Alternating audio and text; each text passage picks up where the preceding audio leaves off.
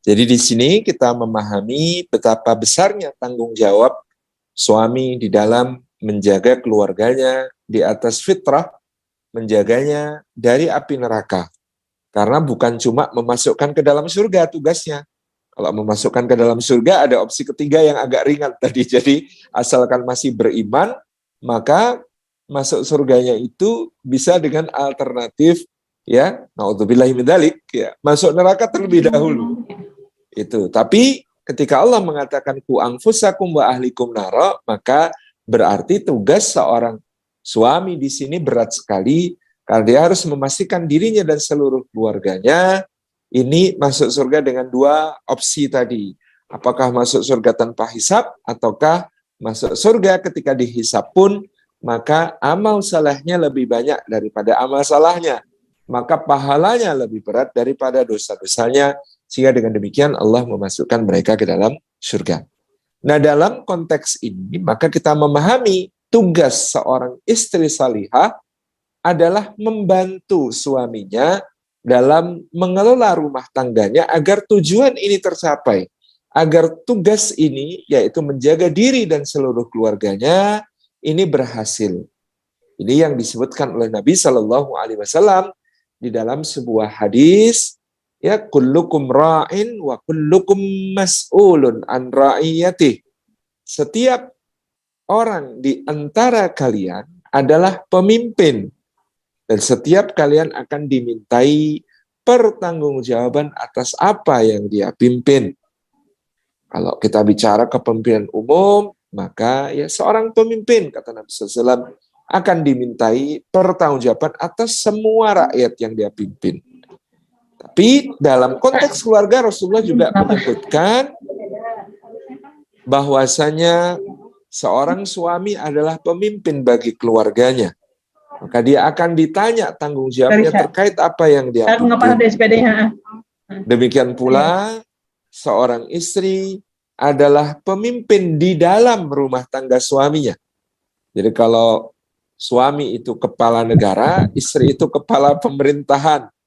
Kalau suami itu presiden, istrinya itu perdana menteri, gitu ya, yang kemudian dia bertanggung jawab atas seluruh pengaturan di dalam rumah tangga suaminya dalam rangka membantu suaminya untuk taat kepada Allah, menjaga keluarganya dari api neraka. Jadi ini konteks relasi dalam Islam sejak awal adalah ta'awun bainal mar'i wa zaujih. Ini yang dijelaskan oleh para ulama.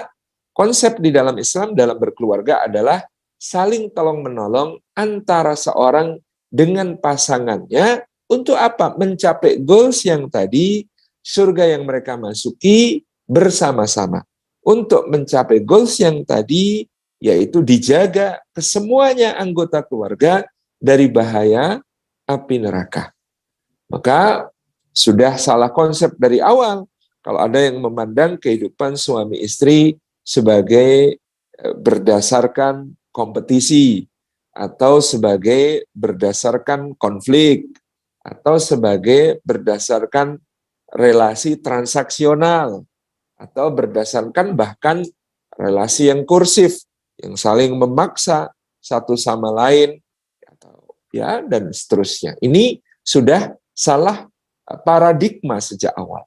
Di paradigma yang hendak ditekankan adalah ta'awun bainal mar'i wa zauji, saling tolong-menolong antara seseorang dengan pasangannya untuk mencapai tujuan yang luhur, bukan cuma di dunia, tapi sampai di akhirat, yaitu untuk mencapai surganya bersama-sama, untuk menjaga seluruh keluarganya dari api neraka.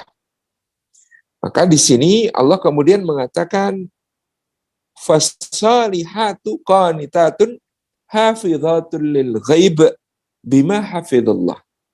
Maka wanita yang salihah, istri yang salihah, yang qanitah, yang taat kepada Allah, yang hafidhat, yang pandai menjaga amanah, lil ghaibi, bahkan ketika suaminya tiada, bima hafidhullah, sebagaimana Allah telah menjaga mereka.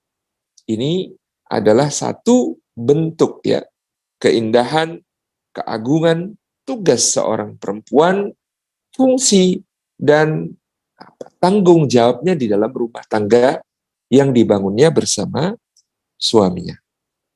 Fasalihatu, maka wanita salihah, qanitatun, yang taat dalam ibadahnya kepada Allah maupun juga dalam segala ketentuan-ketentuan yang Allah turunkan mengenai dirinya, keluarganya, dan kehidupan bermasyarakatnya, yang hafizatun, yang pandai menjaga amanah, lil ghaibi bima hafizullah.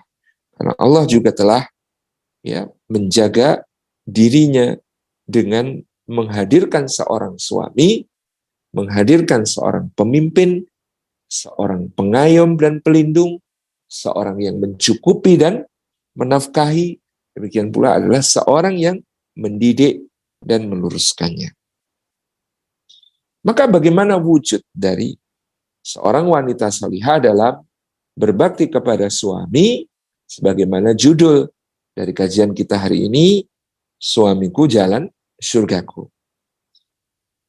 Yang pertama dalam penjelasan Al-Imam Al-Ghazali adalah seorang istri wajib menonjolkan sifat malu dalam kehidupan keluarga. Al-haya'u minal iman, karena rasa malu adalah bagian dari keimanan. Al-istihya atau berupaya untuk menjaga rasa malu adalah di antara sifat wanita salihah. Seperti putri dari orang saleh di negeri Madian yang kemudian ditemui oleh Nabi Musa alaihissalam. Salah satu dari keduanya ketika memanggil Nabi Musa untuk menghadap kepada ayahnya setelah Musa menolong mereka memberi minum ternak-ternaknya, dikatakan oleh Allah, tamsi ala istihyain, berjalan dengan menjaga rasa malunya. Maka di antara wujud bakti seorang istri kepada suami, dia menjaga rasa malu. Rasa malu kepada suami dalam hal ini adalah malu untuk melakukan hal-hal yang buruk, malu untuk bersikap kasar, malu untuk berkata-kata yang menyakiti, malu untuk berpenampilan yang tidak sepantasnya. Jadi dia jaga rasa malu kepada suami dengan meskipun ini suami sendiri, tapi dia malu kalau berpakaian buruk di depannya, kalau tidak menampilkan penampilan yang paling rapi, yang wangi, yang cantik di hadapan suaminya.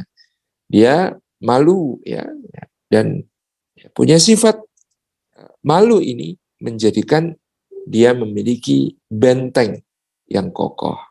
Dia malu keluar jika kemudian bisa mengundang fitnah.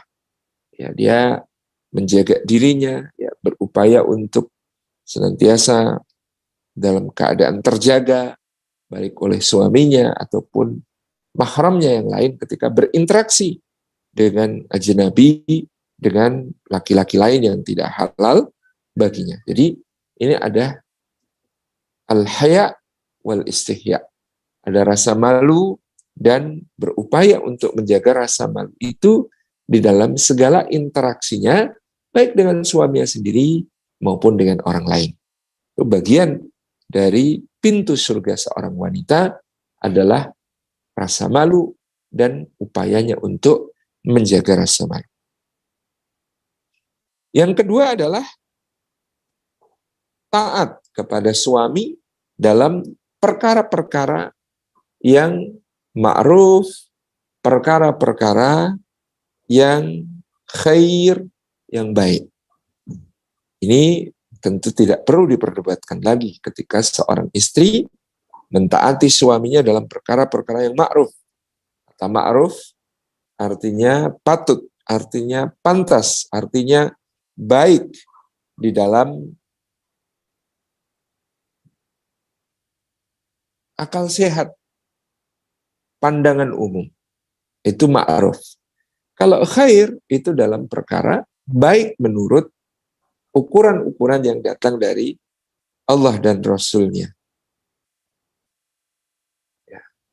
Kalau ma'ruf itu semua akal sehat manusia yang waras, yang jernih pasti mengakui itu kebaikan. ya. Contohnya keadilan, kedermawanan, kejujuran, berbakti kepada yang lebih tua, hormat kepada yang lebih tua, sayang kepada yang muda, ya. Kemudian menyantuni yang kurang mampu, memelihara yang yatim dan tidak memiliki pelindung. Nah, ini namanya ma'ruf, ya. Patut, baik, sesuatu yang menurut akal sehat masyarakat pasti baik. Setia, tepat janji, ya. Kemudian juga amanah. Ya. Ini ma'ruf namanya. Ya, dalam perkara yang ma'ruf, taat kepada suami. Demikian pula dalam perkara yang khair, ya. Kalau khair itu ukurannya dari Allah. Contoh, sholat subuh itu khair, itu 2 rakaat saja, tidak boleh nambah, meskipun rasanya syahdu. Wah, kalau subuh itu kalau 2 rakaat saya kurang ya. Saya kalau subuhan itu 12 rakaat, tidak boleh karena ukurannya dari Allah. Meskipun serasa syahdu, waktunya sangat nyaman dan enak untuk melaksanakan ibadah. Puasa ya dari terbit fajar sampai terbenam matahari, jangan ditambah atau dikurangi. Wah, saya kalau puasa kok cuma dari terbit fajar sampai terbenam matahari, itu rasanya cemen. Makanya saya sekarang ya imsaknya saya bikin jam 1 malam, buka puasa saya bikin jam 11 malam biar lebih mantep. Itu juga nggak boleh gitu ya. Wah, saya haji dan umroh itu kok ya harus ke Mekah, itu susah. Saya haji dan umrohnya yang lebih keren itu ke Paris gitu ya. Tawafnya keliling Menara Eiffel, itu tidak boleh. Karena memang ukuran khair itu dari Allah Subhanahu wa ta'ala. Maka disebut sikap kita terhadap perkara yang datang dari Allah itu tauqifiyah, ya, sam'an wa ta'atan, hanya mendengar dan taat. Jadi di dalam makna taat kepada suami ini dalam perkara yang ma'ruf maupun khair. Bagaimana jika ketaatan itu terbentur kondisi-kondisi yang tidak memungkinkan untuk melaksanakan ketaatan tersebut? Tentu semua bisa dibicarakan. Ya, ketika kemudian lelah, ketika kemudian sedang berudzur, berhalangan atas apa yang diperintahkan suami, ya bisa memberikan satu penyampaian, ya mohon maaf tidak bisa melaksanakan apa yang diminta, apa yang diperintahkan karena keadaan yang sedang dialami, dan ya memberikan alternatif, memberikan solusi lain yang kemudian kira-kira akan menjadi kebaikan bagi seluruh keluarga. Itu bisa ditempuh. Jadi taat di sini tidak mutlak dalam arti apa-apa harus dipenuhi, apa-apa harus dilaksanakan, apa-apa harus ditunaikan. Tentu tidak. Ada kondisi-kondisi yang diperhatikan. Tapi jika itu adalah perkara yang ma'ruf dan perkara yang khair, sementara tidak ada udzur, tidak ada halangan atas hal tersebut untuk ditunaikan, maka seorang istri yang salihah akan berusaha sebaik-baiknya untuk melaksanakan apa yang tadi diperintahkan oleh suaminya. Dan tentu menjadi haram hukumnya taat kepada suami kalau dalam rangka durhaka kepada Allah. Dikatakan la ta'ata li makhluqin fi maksiatil khaliq. Tidak ada ketaatan kepada makhluk kalau itu dalam perkara ya memaksiati Allah, mendurhakai Allah, melakukan dosa kepada Allah Subhanahu wa ta'ala. Yang berikutnya menurut Imam Al-Ghazali adalah mempersedikit berbantah dengan suami. Bukan artinya tidak sama sekali, itu agak sulit ya. Karena memang ya ada dinamika dalam sebuah kehidupan keluarga, akan terjadi perbedaan pendapat, akan terjadi perbedaan pandangan yang perlu untuk berbicara, perlu untuk disampaikan, perlu untuk kemudian dikomunikasikan. Nah, ini tentu berbeda dengan berdebat, berbantah, berbalah yang tidak ada ujung pangkal. Nah, memang untuk hal ini harus saling mengerti, harus saling memahami bahwa memang laki-laki dan perempuan diciptakan berbeda oleh Allah, dijadikan punya ya sisi-sisi yang berbeda untuk dipertemukan di tengah dalam harmoni, dalam suatu titik yang selaras ya di antara keduanya. Misalnya dalam ya menghadapi masalah antara laki-laki dan perempuan, oleh Allah diciptakan ya tabiat yang berbeda. Kalau seorang suami itu ketika menghadapi masalah, dia fokus, dia cara berpikirnya seperti obat nyamuk, muter ke dalam, mencari solusi dengan mensederhanakan masalah. Seorang istri, seorang ibu sebaliknya, dia berpikir seperti obat nyamuk, muter keluar, mengkorelasikan, meluaskan pandangan, menghubungkan dengan yang lain, supaya mendapatkan gambaran yang utuh. Ya. Kalau suami fokusnya mencari solusi, maka caranya sederhanakan masalah, istri fokusnya adalah melihat gambar besarnya. Nah ini kadang-kadang perlu kompromi, karena ya dua-duanya ini memiliki kecenderungan bisa salah, bisa benar. Maka masing-masing harus melihat dengan hati-hati juga sudut pandang lawannya. Karena kadang-kadang kalau sudah membahas, suaminya bilang, sudah toh, jangan melebar kemana-mana dulu. Tolong ini fokus ke isu yang ini. Kita sederhanakan masalahnya, supaya kita bisa segera rumuskan solusinya. Kalau cuma dibahas muter-muter, nggak dapat ini, nggak selesai-selesai. Ini pandangan suami. Pandangan istri kemudian mengatakan, jangan suka mensederhanakan masalah, Mas. Ini semuanya itu penting loh. Ini semua itu ada hubungannya loh. Dengerin dulu tuh ceritaku. Nah, itu artinya antara suami dan istri di sini ada satu sudut pandang yang berbeda. Satu fokus mencari solusi biar segera ketemu. Yang satu ya fokus untuk kemudian melihat gambaran besar. Yang kadang-kadang menjadi ya lama gitu ya. Kadang-kadang menjadi dianggap lambat, nggak segera menyelesaikan masalah dan lain sebagainya. Demikian pula kadang-kadang suami karena aduh ini kalau dibahas sama istri kelamaan ini udah sekarang saya langsung ambil keputusan tidak ngomong sama istri. Bagi suami dia melakukan itu dengan niat untuk kebaikan semuanya. Saya putuskan cepat-cepat, saya segera ambil tindakan supaya apa? Baik untuk semua.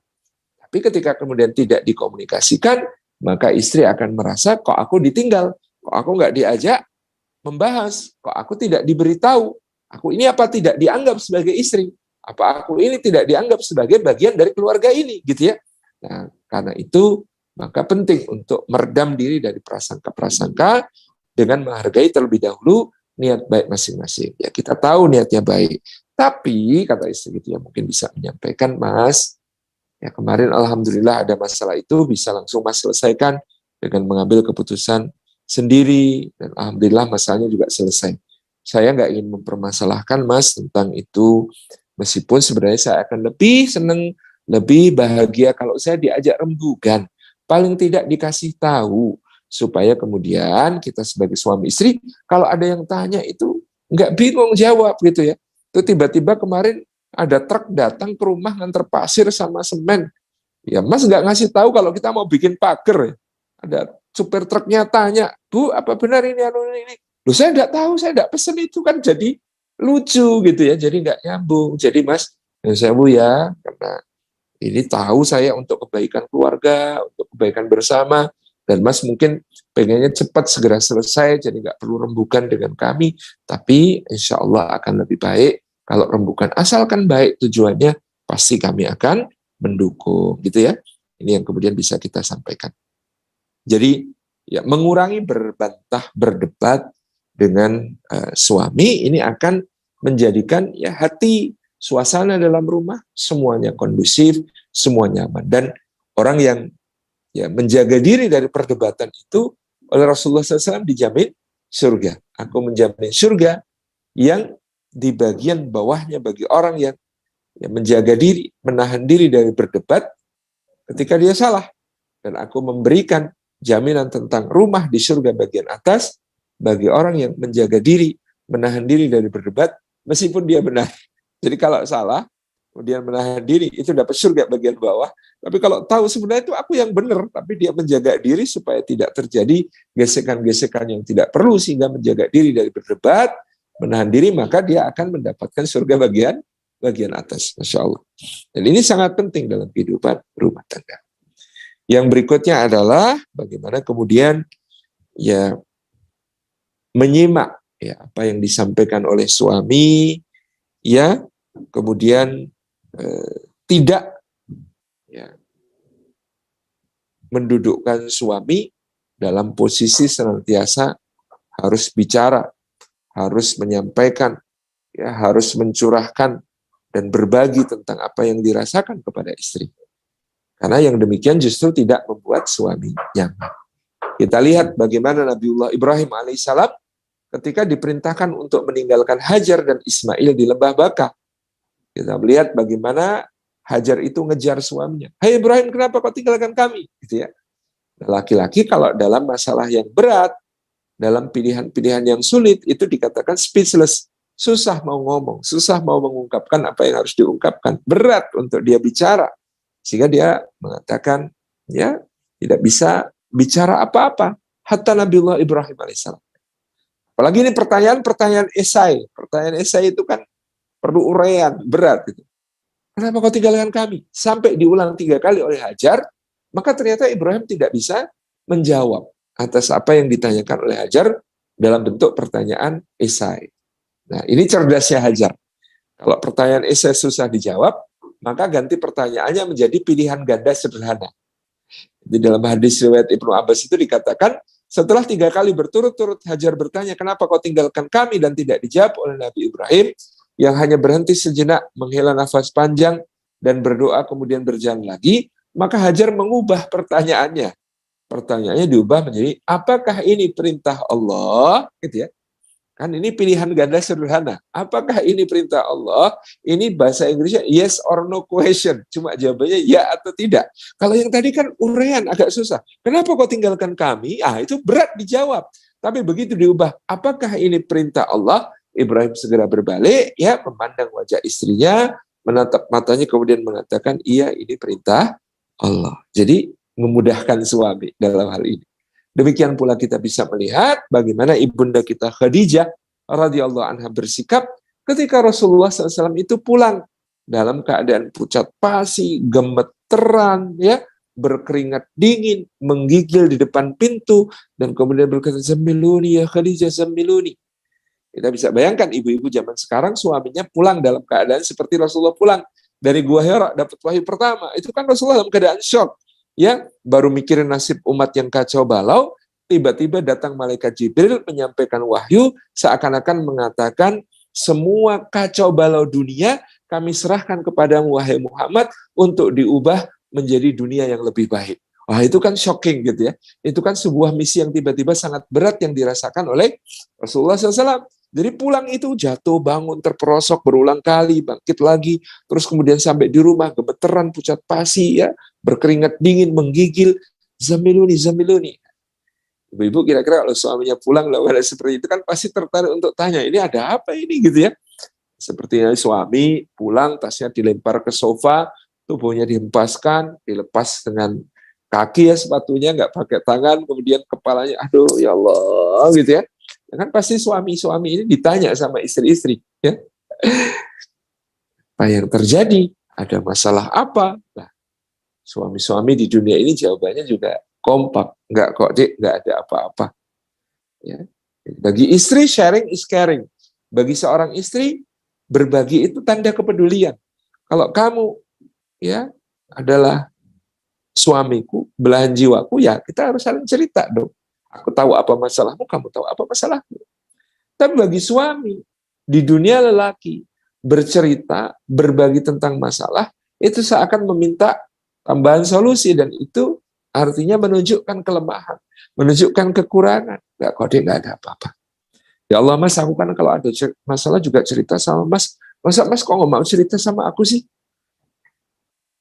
Di dunia lelaki, memberikan cerita tentang masalahnya kepada orang lain, artinya menambahi beban.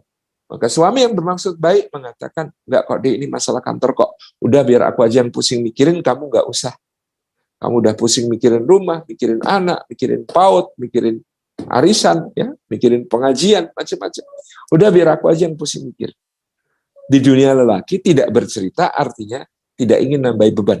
Di dunia wanita, tidak mau cerita artinya tidak percaya. Oh, jadi Mas nggak percaya sama aku? Jadi selama ini cerita sama siapa? Nah, jadi prasangka dan lain sebagainya. Coba perhatikan bagaimana Ibunda Khadijah merespons Rasulullah yang pulang dalam keadaan yang sedemikian pucat pasinya, gemeterannya, paniknya, gelisahnya itu. Ternyata inilah yang diperlukan lelaki. Dia perlu menyendiri, berkontemplasi, merumuskan solusi. Maka inilah istri yang salihah. Ya, dibawa ke mana? Kamarnya, kemudian dibaringkan, diselimuti, ditinggalkan sejenak, biar dia berkontemplasi dulu, biar dia merumuskan dan menenangkan dirinya terlebih dahulu. Karena nanti dia pasti akan cerita. Ini contoh. Kemudian yang berikutnya, bentuk bakti seorang istri kepada suaminya, dia menjaga kehormatan suaminya ketika sedang pergi. Dia tidak memasukkan tamu yang tidak diberi izin oleh suaminya. Apalagi kalau tamu itu adalah laki-laki. Dia tidak keluar dari rumahnya dengan berlebihan, kecuali karena hajat tertentu. Dia tidak melakukan hal-hal yang akan menjatuhkan martabat, kewibawaan, ataupun nama baik suaminya di rumahnya ataupun di luar rumahnya. Jadi ketika suami sedang tidak ada, dia jaga kemuliaannya, dia jaga kehormatannya, dia jaga rumah tangganya. Dia juga menjadi orang yang berhati-hati, menjaga hartanya suami. Ya, ini mobilnya suami, mau dipinjam orang, nanti dulu minta izin kepada suami. Tugas saya untuk menjaga ini, jangan sampai kemudian ada apa-apa, nanti kemudian ya siapa yang akan diminta bertanggung jawab harus jelas terlebih dahulu. Demikian pula ya, memang kadang yang salah suami, punya hobi beli sepeda, sepedanya harga 48 juta. Ditanya sama istri, sepeda harga berapa Bang kok baru? Harganya 4.800.000 ya. Padahal harga aslinya 48 juta. Datang orang lain ya, kepada rumah itu dan kemudian, wah sepedanya baru ya Mbak? Iya itu sepeda baru punya suami. Wah bagus Mbak, berapa ini harganya? Kata suami 4,8 juta. Ya, wah. Kalau begitu saya beli Mbak 10 juta deh, nggak apa-apa. Oh, mosok 10 juta? Iya, lalu kemudian benar dibeli 10 juta. Suaminya pulang loh, sepeda mana dek? Sudah aku jual mas, soalnya kan untung 5,2 juta. Kemarin mas kan bilang harganya 4,8. Tadi ada yang beli 10 juta ya langsung aku kasih. Ini yang 4,8 coba beli lagi mas. Ini yang 5,2 untungnya buat aku ya. Nah, suaminya pingsan langsung gitu. Jadi ya suaminya juga salah, istrinya juga salah gitu ya. Ya salahnya suami nggak jujur tentang hobinya gitu ya. Harusnya kan setiap hobi itu SNI dan ISO ya. SNI itu sudah nanya istri, ISO itu istri sudah oke, gitu ya. Setiap hobi itu SNI sudah nanya istri dan ISO istri sudah oke, gitu ya. Salahnya istri adalah dia menjual barang milik suami tanpa seizin suami, itu juga salah. Dua-duanya salah di dalam fikih, gitu ya. Ini yang menjadi hal yang penting. Jadi menjaga betul apa yang ada di dalam rumahnya, apa yang menjadi amanah dari suaminya. Kemudian yang berikutnya adalah ya, menjaga penampilannya ketika suami berada di dekatnya maupun ya, ketika suami pulang dari bepergian. Ya. Upayakan menjadikan rumah adalah tempat sambutan yang terbaik ya bagi suami. Demikian pula ya ini disunahkan kepada suami untuk pulang dalam keadaan terbaik. Kata Anas bin Malik radhiyallahu anhu, Rasulullah itu tidak pernah ketika pulang ke rumah mengetuk pintu, mengucap salam, minta izin masuk kepada keluarganya, melainkan beliau sudah dalam keadaan paling tidak itu bersiwak dan memakai wewangian. Rasulullah itu tidak pernah pulang dari manapun kok dalam kondisi lepek, lecek, bau. Itu tidak pernah, tapi selalu dalam keadaan bersih, wangi. Nah, demikian pula maka yang di rumah ketika menyambut suami yang pulang juga dalam keadaan terbaik. Abu Hurairah menceritakan, kami pulang dari perjalanan jihad fisabilillah. Ketika pulang, Rasulullah biasanya memerintahkan kami untuk berkemah dulu di luar kota Madinah selama 1 malam. Ya, Rasulullah akan perintahkan para lelaki, para suami yang pulang ini untuk mandi, untuk mencukur yang perlu dicukur, memangkas yang perlu dipangkas, memakai wewangiannya, memakai pakaiannya yang bersih dan rapi, ya, dan wangi tadi ya, untuk pulang menemui keluarganya dalam keadaan terbaik tersebut. Senyampang dengan itu, Rasulullah mengirim utusan ke Madinah untuk menyampaikan kepada para istri bahwa suaminya akan pulang.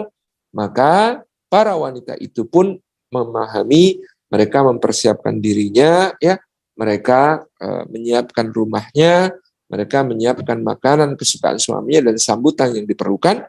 Bahkan dalam hadis itu dikatakan dengan vulgar, Rasulullah menganjurkan para wanita menyambut suami yang pulang dari bepergian jauh dengan beristihdad atau sampai pada mencukur rambut di bagian yang paling pribadi. Ini ya contoh sunnah bagaimana seorang istri berbakti kepada suami. Kemudian yang berikutnya adalah menampakkan rasa syukur dan qanaah kepada apa yang diberikan oleh suami dan apa yang diupayakan dikerjakan oleh suami. Menampakkan rasa syukur ya, dengan mengucapkan terima kasih dan mengucapkan apresiasi ya, berterima kasih kepada suami yang sudah membanting tulang sampai linu-linu ya, memeras keringat sampai kering kerontang gitu ya, dalam bekerja memberi nafkah untuk keluarga. Berikan apresiasi, tampakkan rasa qanaah, katakan bahwa kami sangat ridha atas nafkah yang ada asalkan halal dan thayyib ya.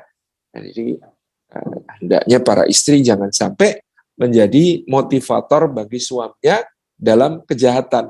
Motivator dalam kejahatan itu contohnya gimana? Suaminya berangkat pagi-pagi ke kantor, yang dibicarakan istri, "Papa tuh tahu nggak sih sebelah itu eselon berapa? Eselon 3, Pak. Aku tuh kayaknya eselon 2 deh, suamiku tuh. Tapi sebelah itu mobilnya 3 tahun ini sudah ganti 2 kali. Suamiku dari dulu mobilnya butut terus gitu loh. Kayak kok nggak jomplang banget ya sama sebelah yang eselonnya di bawah suami aku."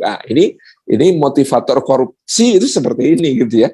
Tapi mungkin dia mengatakan ketika suaminya berangkat, "Mas, jazakallah khairan, selamat berjuang, selamat bekerja di jalan Allah, diniati ibadah, terima kasih atas semua yang diberikan. Kami ini insya Allah selalu ridha dan kuat kalau disuruh menahan lapar, ya tapi kalau menahan api neraka, kami nggak akan sanggup. Maka tolonglah yang dibawa pulang, pastikan semuanya halal dan thayyib." Itu ini akan menjadi sebuah motivasi yang kuat bagi suami untuk berada dalam kebaikan-kebaikan. Kemudian yang berikutnya adalah memuliakan ya orang-orang yang dicintai oleh suami. Ya, ini makanya kadang ada tantangan, tapi saya selalu menganggap mitos ada konflik antara ibu mertua perempuan dengan menantu perempuan. Ya, itu mitos. Karena ya tentu asalkan dari awal ada kesadaran bahwa ini bukan kompetisi, ini bukan rebutan seorang lelaki yang merupakan anak yang satu dan suami yang lain. Ini bukan rebutan. Ini adalah ya jalan untuk berbakti. Saya ingat ibu saya ya, salah satu yang kemudian saya berikan arahan kepada istri saya untuk diteladani dari ibu saya. Bagaimana perhatian ibu saya kepada eyang dari pihak bapak saya ya, karena ibu saya itu sudah ditinggal wafat oleh ibundanya ketika masih isi sekolah menengah. Jadi justru dengan itu ya ibu saya menyadari betul bagaimana dia harus membantu bapak saya untuk berbakti kepada eyang putri. Ya, saya selalu menyaksikan bagaimana di awal bulan ibu itu kalau belanja bukan hanya untuk keluarga kami, tapi belanja untuk keluarga eyang putri. Kebetulan di tempat eyang kami ini karena tokoh masyarakat selalu banyak tamu ya, ibu saya membelanjakan berbagai sajian untuk tamu yang bisa untuk menjamu tamu dan lain sebagainya, memperhatikan kebutuhan di rumah eyang putri sehingga apa yang diperlukan kadang-kadang beliau yang membelikan dan lain sebagainya sebagai bentuk bakti dan ya senantiasa menolong, membantu suaminya untuk berbakti kepada orang tua. Sehingga kadang-kadang kalau ada masalah itu justru yang putri saya itu belani ibu saya gitu ya, belani ibu saya di depan bapak dan lain sebagainya. Dan ini menjadi sebuah teladan yang baik yang bisa kita tampilkan ya, bagaimana kemudian menantu perempuan menjadi sekutu bagi mertua perempuan, itu adalah satu hal yang bukan mustahil dan betul-betul sebuah mitos saja kalau ada yang mengatakan pasti konflik antara menantu perempuan dengan mertua perempuan. Enggak, itu sangat bisa disiasati, sangat bisa diatasi. Yang menampakkan ya pemuliaan kepada orang-orang yang dimuliakan oleh suami kita. Sebagaimana Rasul juga menunjukkan bagaimana beliau sebagai seorang suami sangat menghormati orang-orang yang dihormati oleh Khadijah, bahkan setelah Khadijah wafat. Rasul itu selalu ya menyambung silaturahmi, silatul ukhuwah dengan orang-orang yang selama hidupnya Khadijah itu dihargai dan dimuliakan oleh Khadijah. Maka terutama adalah keluarga pasangan kita ini. Ya, harus kita tampakkan bagaimana perhatian kita kepada mereka. Ya, kalau kita sudah suami istri, maka ya orang tuanya pasangan kita adalah orang tua kita juga. Ini yang penting untuk menjadi kesadaran. Kemudian yang berikutnya, ibu-ibu yang dirahmati oleh Allah Subhanahu wa taala, ya, bagaimana kemudian ya seorang istri membantu suaminya di dalam taat kepada Allah, di dalam ibadah kepada Allah. Seperti yang kemudian digambarkan Rasulullah dalam hadis, Allah merahmati seorang suami yang bangun untuk qiyamul lail, dia bangunkan istrinya untuk qiyamul lail. Jika suami tidak atau istri tidak belum mau bangun, maka dia persihkan air dengan lembut ke wajahnya. Demikian pula sebaliknya Allah merahmati seorang istri yang bangun ya untuk qiyamul lail, kemudian dia bangunkan suaminya untuk qiyamul lail. Kalau suaminya tidak mau bangun, maka dia percikan air dengan lembut ke wajahnya. Ini menunjukkan bagaimana kemudian di antara tugas bakti suami istri satu sama lain adalah saling mendukung dalam ibadah, saling mendukung di dalam ketaatan kepada Allah dan aktivitas-aktivitas ruhaniyah dalam menjaga hubungan dengan Allah. Karena ya seperti katakan oleh para ulama, sesungguhnya kalau hubungan kita dengan sesama manusia termasuk dengan pasangan kita itu bermasalah, yang pertama-tama harus dibenahi adalah hubungan kita dengan Allah Subhanahu wa taala. Saya kira ini yang dapat kita sampaikan sebagai materi awal. Mudah-mudahan nanti masih ada kesempatan meskipun sedikit untuk kita diskusikan beberapa pertanyaan. Mungkin saya kembalikan kepada pembawa acara. Jazakumullah khairan. Wassalamualaikum warahmatullahi wabarakatuh. Waalaikumsalam warahmatullahi wabarakatuh. Jazakallah khair Ustadz atas ilmunya hari ini, luar biasa nih. Banyak banget ya Ibu-Ibu tadi yang disampaikan oleh Ustadz Salim terkait dengan gimana nih cara kita berbakti kepada suami, ciri-ciri istri yang solehah, dan banyak banget ya. Saya nggak berhak untuk menyimpulkan karena pasti Ibu-Ibu sudah mempunyai kesimpulan masing-masing ya, sangat komprehensif terkait dengan materi yang telah disampaikan oleh Ustadz Salim Afillah. Ustadz, ini banyak banget pertanyaan yang masuk, tapi ini banyak pertanyaan yang masuk tuh agak curhat gitu Ustadz, terkait dengan kadang-kadang kita ini udah mencoba taat nih Ustadz pada suami, termasuk ketika misalnya menyampaikan saran dan sebagainya gitu. Tapi kadang-kadang kita terhambat nih, suami nyampein saran ke kita oke, tapi pas kita nyampein saran ke suami, mohon maaf, suaminya kok kadang gimana gitu ya. Nah ini gimana ya Ustadz kira-kira caranya nih, ini pertanyaan yang pertama nih, cara istri ketika mau memberikan kritikan, nasihat atau saran ke suami, karena kadang-kadang mohon maaf Ustadz, kalau laki-laki dikasih nasihat mungkin agak gimana. Nah mungkin ini Ustadz Salim sebagai laki-laki juga nih bisa membocorkan rahasia laki-laki nih, gimana biar takluk atau nyaman gitu ketika dikasih masukan oleh istri, tidak merasa terintimidasi atau merasa direndahkan. Itu untuk pertanyaan yang pertama Ustadz. Apakah mau dijawab dulu Ustadz atau bagaimana Ustadz? Dijawab langsung biar gak lupa. Boleh Ustadz, ya boleh, silakan Ustadz. Yang pertama memang memberi saran kepada suami itu harus memilih waktu yang tepat. Nah, makanya ada iklan yang baru, yang dulu ya, bagus itu, mari ngeteh, mari bicara. Gitu ya. Jadi mungkin di saat yang rileks, di saat yang santai, sambil dibikinkan teh, sambil duduk bersama, ngobrol dengan nyaman. Atau ada juga yang kemudian memanfaatkan kesempatan ketika mungkin sedang berdua, suami sedang nyetir, atau sedang mengemudi kendaraan gitu ya, kita sedang bonceng atau ada di sampingnya, kemudian bicara perlahan-lahan gitu ya. Dan pertama-tama ya triksnya yang lakukan oleh istri tidak langsung memberikan saran atau tidak langsung memberikan masukan, tetapi menanyakan bagaimana menurut suami kalau begini gitu ya. Maka yang kedua, yang berikutnya adalah ketika kita akan memberikan usulan, memberikan masukan, maka jangan hanya satu linear ya, dengan satu ungkapan yang linear, tetapi berikan alternatif atau pilihan-pilihan ketika kemudian menyampaikan kepada suami untuk dipertimbangkan. Jadi nanti keputusan akhir ada di tangan suami. Meskipun mungkin pilihan-pilihan yang kita berikan semuanya adalah hal-hal yang sudah yang terbaik menurut kita, gitu ya. Yang kemudian berbeda dengan apa yang kemudian sudah diyakini oleh suami selama ini. Tapi kita berikan alternatif, bukan cuma satu hal.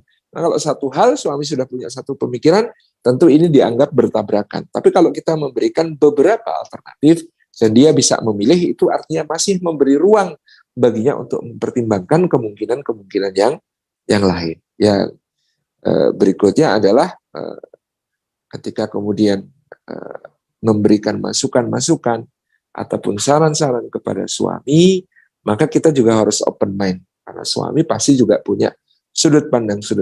Kita coba mengerti sudut pandangnya ini seperti apa. Oh, kenapa kok begitu? Kenapa kok dia memutuskan untuk begini? Dan lain sebagainya. Ini akan kemudian membuat kita, karena berusaha untuk memahami terlebih dahulu, nanti bisa juga apa yang kita sampaikan akan difahami. Demikian Allah. Baik, terima kasih banyak Ustadz. Ini terkait memilih waktu yang tepat. Nah, nih ibu-ibu, jangan lagi suami pulang kerja langsung dikritik ya, Bu, nggak jadi gitu ya.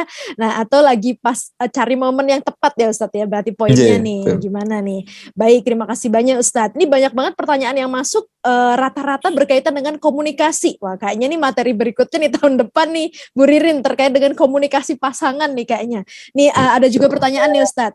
Bagaimana nih, ini mungkin saya gabung ya, ini terkait dengan komunikasi semuanya, suaminya temperamen, kadang marah di depan saya, gimana caranya untuk menyampaikan, ini mungkin mirip dengan tadi ya Ustadz. Ini ada pertanyaan yang lain yang berhubungan dengan ini. Ustadz, bagaimana ya kalau suami melarang kita sebagai istri untuk memberikan uang belanja ke orang tua istri? Karena kata suami itu kewajiban abang kandung si istri. Padahal kondisi abang kandungnya itu tidak memiliki kemampuan. Bagaimana solusinya ya Ustadz? Nah, mungkin Ustadz Salim bisa memberikan solusi nih Ustadz. Baik, barakallahu fikum. Iya, kondisi keluarga istri yang memiliki masalah dan perlu dibantu, ini memang perlu dijelaskan kepada suami bahwa termasuk kebaikan kalau kemudian kita bisa membantu.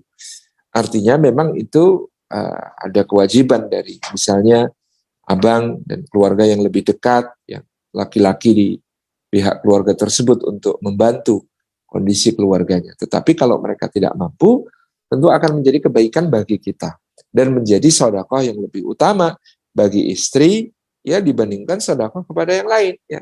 Sedekah kepada anak yatim ataupun fakir miskin yang tidak memiliki hubungan kekerabatan itu kalah afdal daripada sebuah sedekah dalam rangka ya menolong, membantu orang-orang yang memiliki ikatan darah kekerabatan. Kita bisa menyampaikan kepada suami bahwa dengan suami bahkan kita minta suami yang membantu ya keluarga tersebut, keluarga kita. Dengan demikian bahkan insya Allah akan menjadikan suami lebih dihormati, dimuliakan oleh keluarga yang dibantu. Jadi kalau mau membantu, istri mau membantu, Mas, saya tuh pengen banget bantu mereka. Tapi kalau atas nama saya sendiri tentu itu hal yang kemudian biasa saja. Tapi kalau kemudian Mas yang mau membantu mereka, Masya Allah saya yakin ini keluarga akan makin sayang, makin hormat kepada Mas. Kita bisa berikan ya sisi positif lainnya, kita jelaskan kepada suami dengan cara seperti itu. Allah a'lam bishawab. Masya Allah, terima kasih banyak Ustadz Salim. Nih Bu, solusinya ya, jadi ternyata sedekah kepada kerabat lebih utama. Nah kalau Ibu sulit menyampaikan, suaminya suruh mendengarkan streaming YouTube Masjid Al-Aqsa di Latino Sari ini. Ya Ustadz, ya ini ada jawaban dari Ustadz Salim nih, gitu ya Bu ya. Baik, ini ada pertanyaan lagi nih Ustadz. Ini lagi-lagi terkait dengan komunikasi nih Ustadz. Terkait dengan tadi yang Ustadz sampaikan, Ustadz sampaikan nih, bahwa laki-laki semakin berat masalah, semakin sedikit dan semakin sulit untuk bercerita. Tapi kan kebalikan, kalau umumnya wanita semakin berat masalah, semakin ingin bercerita. Nah, jadi akhirnya gimana nih Ustadz cara menengahi ini? Karena dua hal yang bertentangan ya Ustadz. Mungkin Ustadz Baik. Salim bisa memberikan pencerahan ya Ustadz. Iya, memang ini menjadi tugas masing-masing untuk saling memahami dan untuk saling memperlakukan pasangan dengan cara yang terbaik. Artinya, suami di satu sisi harus belajar mendengarkan. Suami di satu sisi harus belajar menyimak cerita-cerita, menyimak curahan hati, menyimak ungkapan perasaan, menyimak kekesalan-kekesalan dari istrinya. Bahkan inilah yang akan menjadi kunci kebahagiaan rumah tangga, ya. Ya, di antaranya adalah tidak akan ada satupun aib rumah tangga itu yang keluar kalau ada seorang suami yang memiliki tekad yang besar untuk mendengarkan istrinya, untuk menyimak curhatnya, sehingga istri tidak perlu mencari telinga lain yang mau mendengarkan apa yang disampaikannya. Nah, ini yang kadang menjadi tantangan bagi suami, karena suami kalau dengerin cerita istri itu, ya maunya segera jump to conclusion, kesimpulannya apa, maunya segera solusinya apa. Padahal kadang-kadang istri tidak memerlukan solusi. Kadang-kadang yang penting suami ngerti. Ya, makanya dalam mendengarkan itu perlu untuk meninggalkan semua hal yang dipegang, ya. Jangan sambil pegang gadget, jangan sambil pegang koran. Kalau bisa kemudian menyimak dengan sepenuhnya, ada kontak mata, ya, kemudian memberikan bahasa tubuh yang memberikan dukungan kepada istri, simak dari awal sampai akhir, jangan dipotong, jangan disela, jangan ditawarkan solusi, jangan dinasihati dulu, tapi benar-benar didengarkan, disimak sebaik-baiknya. Itu yang kemudian harus menjadi pembelajaran bagi suami. Di sisi lain, istri adalah menahan diri untuk tidak bertanya dan mengintervensi ketika suami sedang ada masalah. Jadi di sini ada keseimbangan, ya. Istri memberikan ruang kepada suami, karena suami itu tipe cerita tentang masalahnya adalah, Dedek kemarin ada masalah loh, Dek.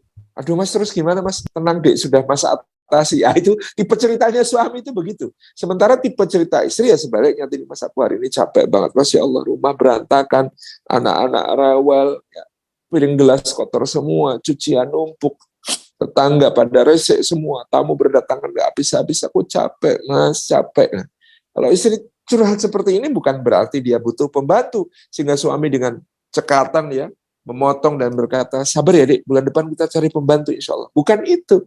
Karena kalau dijawab cari pembantu, maka yang dirasakan oleh istri adalah, oh jadi selama ini semua perjuangan dan pengorbananku, kerja kerasku di rumah, kau nilai tidak lebih dari kerjaan seorang pembantu saja. Itu saja Mas.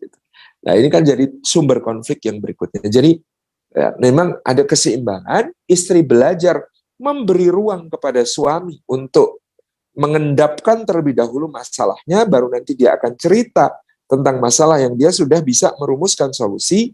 Ya sebaliknya bagi seorang istri hendaklah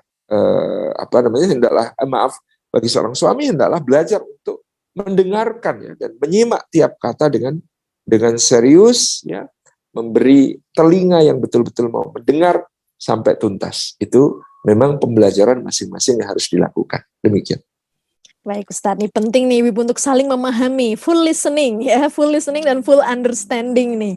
Jadi bagaimana mendengarkan dengan utuh ya Ibu. Sekarang banyak kendala nih Ustadz ya, biasanya mendengarkan setengah-setengah sambil apa gitu ya, itu penting Ibu-ibu. Nah kemudian nih ada pertanyaan lagi nih Ustadz. Nah gimana nih Ustadz kalau istrinya sudah soleha, maksudnya sudah berusaha soleha gitu ya, menuruti semua kata-kata suami, taat pada suami, mencoba menjadi istri yang solehah, tapi suaminya seperti memanfaatkan kesolehannya gitu Ustadz, dengan ini Ustadz, tidak memberikan hak-haknya sebagai seorang istri. Misalnya suaminya bergantung nafkahnya pada istri Ustadz, karena istri soleha banget. Nah ini gimana nih Ustadz? Kalau istrinya nuntut cerai, kira-kira istrinya salah atau gimana nih Ustadz? Mohon jawabannya nih Ustadz. Yang pertama, perlu ya masalah seperti ini disampaikan, duduk persoalan dengan terbuka satu sama lain.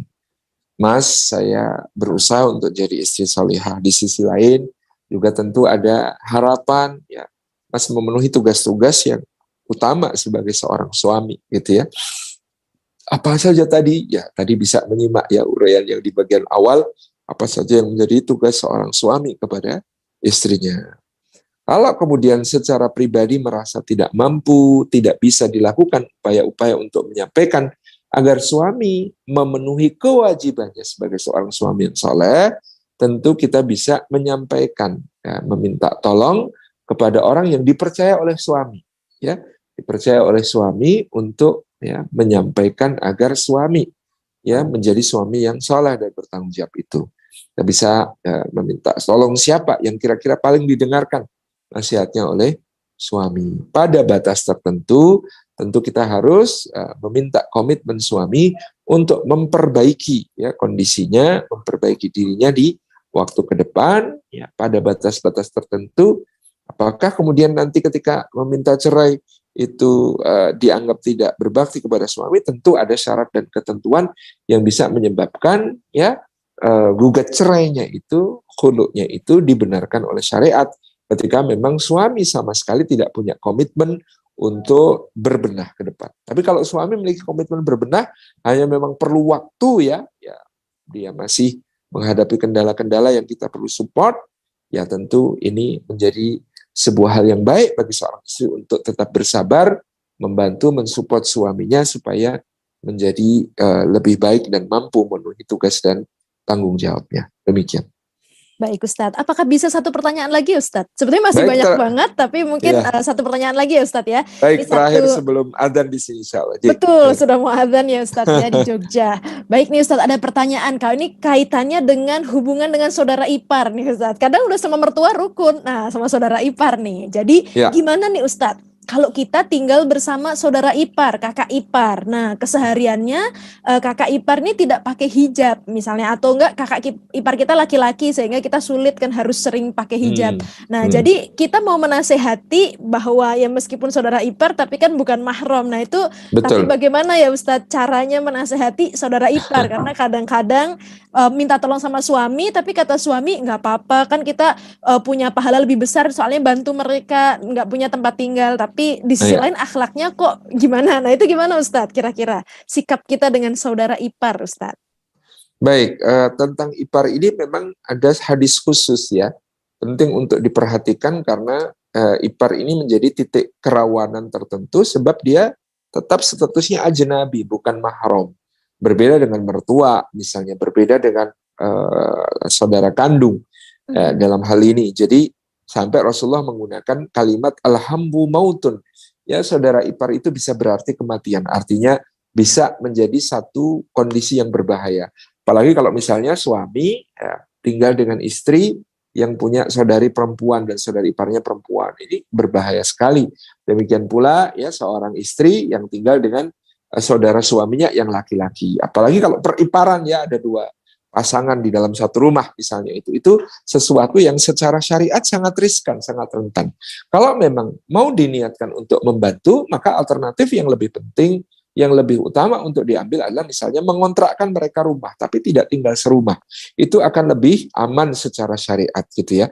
Karena memang tinggal serumah itu ya, riskan sekali, berbahaya sekali dalam segala aspeknya. Mungkin kita, kan saudara sendiri, masa gitu aja tertarik. Ya, ini bukan soal saudara sendiri atau bukan, tertarik atau bukan, tetapi ada kondisi-kondisi yang sangat rawan untuk digunakan setan untuk menjadi sumber ketergelinciran. Nah, menjaga itu lebih baik daripada kebobolan gitu ya. Mencegah lebih baik daripada mengobati. Itu yang menjadi catatan pertama. Jika memungkinkan, upayakan tetap bisa tinggal berlainan rumah. Meskipun berlainan rumah itu dalam bentuk disekat rumahnya mungkin ya, kalau memang tidak memungkinkan ngontrakin di tempat lain, kemudian rumah kita harus dibelah menjadi 2 unit gitu ya, dengan sedikit biaya yang lebih ringan daripada mengadakan rumah baru katakanlah begitu, maka hal ini perlu untuk dilakukan. Jadi terpisah betul-betul sebagai sebuah biduk rumah tangga yang berbeda. Ini kalau memungkinkan maka yang demikian lebih utama.